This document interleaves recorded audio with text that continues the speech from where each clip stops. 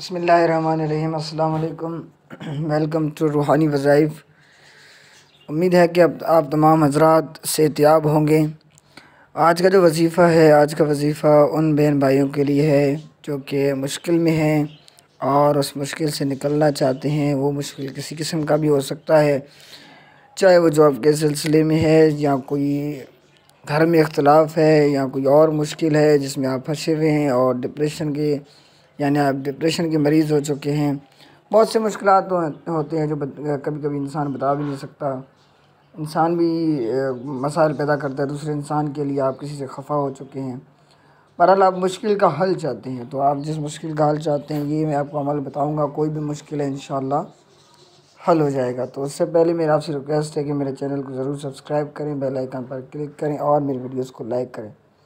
تو میں آپ کا ٹائم اتنا ویسٹ نہیں کرتا، تو آتے ہیں وظیفے کی جانب۔ تو وظیفہ ہے مشکلات سے خلاصی۔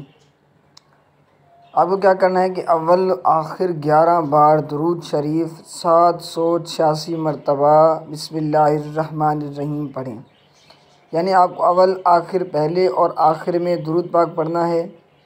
اس میں درود مینشن نہیں ہے کہ کون سا درود ہو، تو کوئی بھی درود آپ پڑھ سکتے ہیں۔ درود ابراہیمی زیادہ تر پڑھی جاتی ہے، تو درود ابراہیم آپ پڑھیں اور 786 مرتبہ یعنی 786 ٹائم بسم اللہ الرحمن الرحیم آپ کو پڑھنا ہے۔